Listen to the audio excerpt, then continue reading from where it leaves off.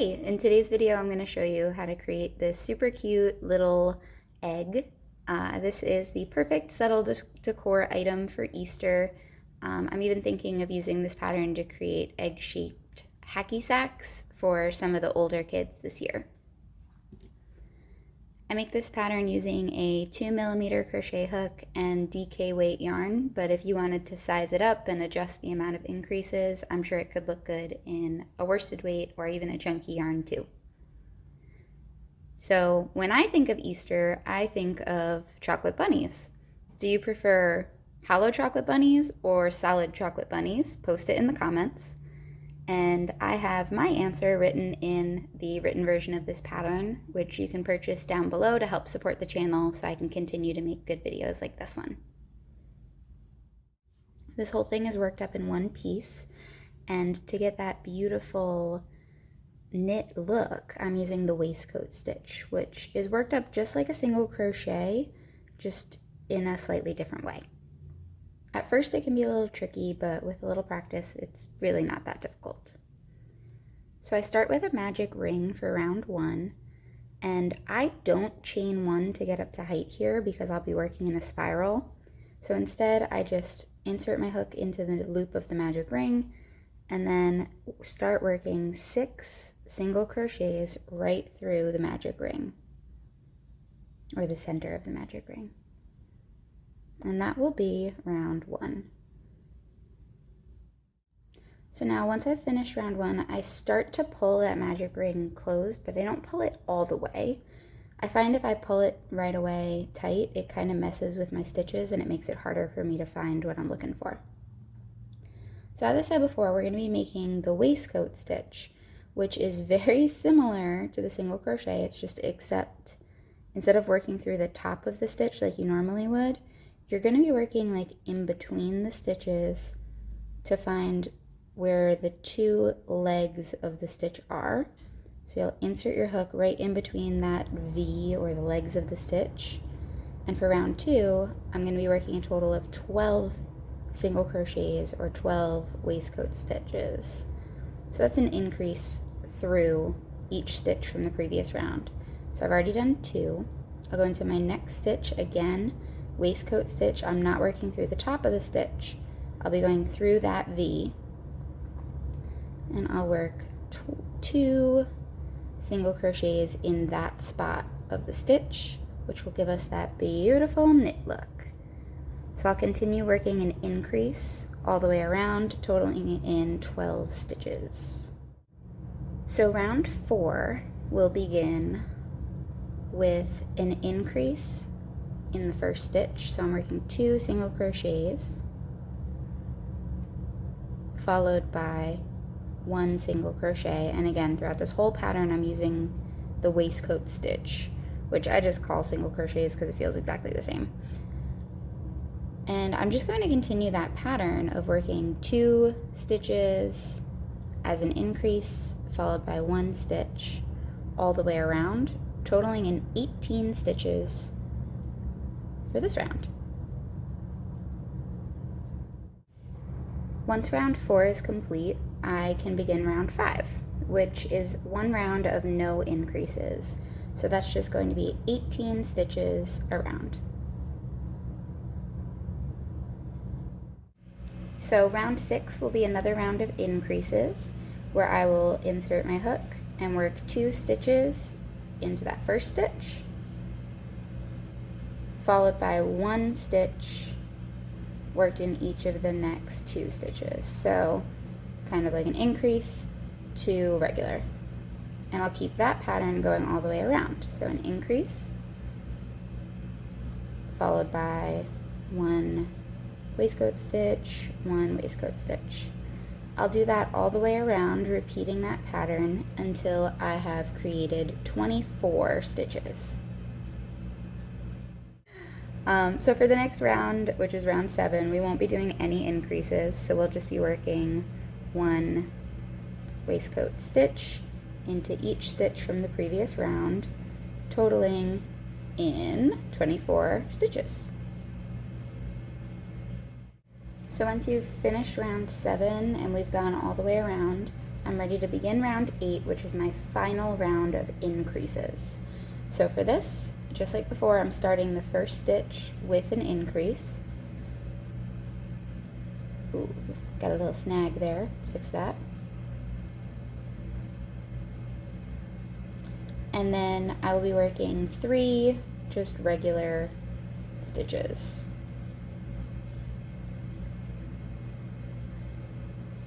So I'll continue that pattern of 1 increase followed by 3 normal stitches all the way around until I have a total of 30 stitches. Alright, so I've finished round 8, which was my last round of increases. So now I'm ready to begin round 9, which rounds 9 all the way through 16, which is a total of 8 rounds, will have no increases.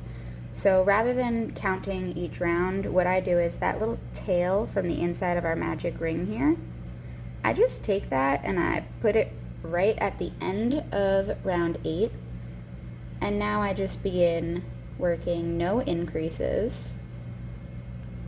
And I'm just going to continue doing that for a total of 8 rounds, letting this little string kind of serve as my stitch marker, so I know where the beginning of the rounds are and the ends of the rounds.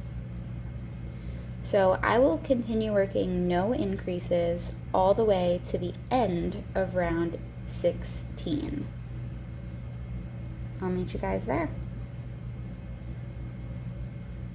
Okay, I've just finished round 16, and if you happen to lose track of your rounds, what you can do is just count from where the little string or stitch marker that you left is.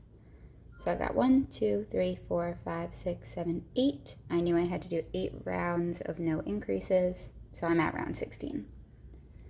Now, round 17 is going to be our first round of decreases. If you're good at decreasing, go ahead and do it your normal way, but I am not good at decreases, so instead I kind of like skip a stitch, but I'll work it like a regular single crochet in between 2 waistcoat stitches.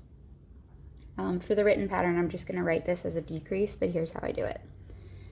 I insert my hook, not through the first stitch, but a regular single crochet through the next. And then I waistcoat stitch through the following. And then I'll do a total of 3 waistcoat stitches. So realistically, it's like skip a stitch, work a single crochet, do 3 waistcoat stitches.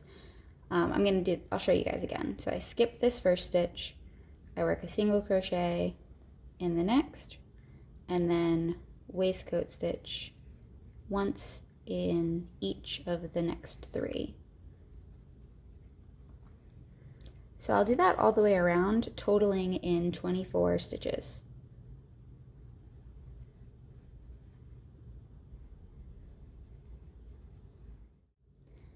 Alright, so I've decreased a total of 6 times all the way around, have a total of 24 stitches for round 17.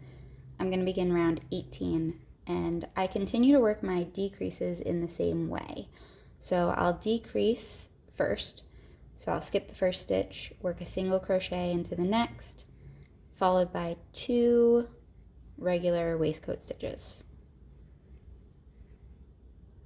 Again, skip that first stitch, regular single crochet or decrease how you are used to, and then 2 waistcoat stitches. I'll continue working this pattern around until I've worked a total of 18 stitches and it equals out to 6 decreases. Now the opening is starting to get small. This might be where you decide to stuff the egg. I'm gonna wait one more round because I'm really not great at decreasing when it's full of stuffing. So I'm at round 19 now, so for here I'm still gonna work a total of 6 decreases around. And the pattern that I follow is skipping that first stitch, working my single crochet into the next, followed by one waistcoat stitch. So I'll work my decrease and then one waistcoat stitch all the way around, totaling in 12 stitches.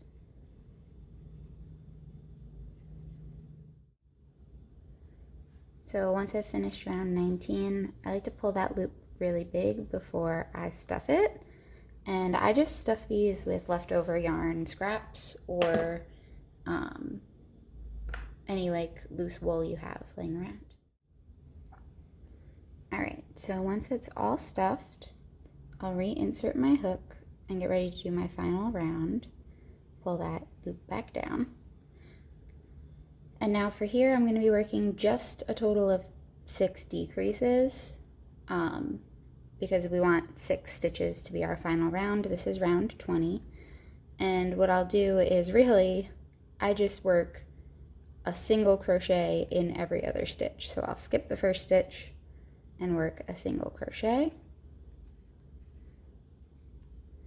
I'll skip the next stitch, work a single crochet, so that's 2, skip, single crochet, 3, 4, 5, and 6. So that's our final round. And then I will yarn over, pull through, and snip a decent sized tail. And then just pull that all the way through and tighten it. Now lastly, I'll use a needle and thread that with the tail of the yarn to just go underneath each stitch. So I go from the outside through to the center and pull it. Next stitch, just like that.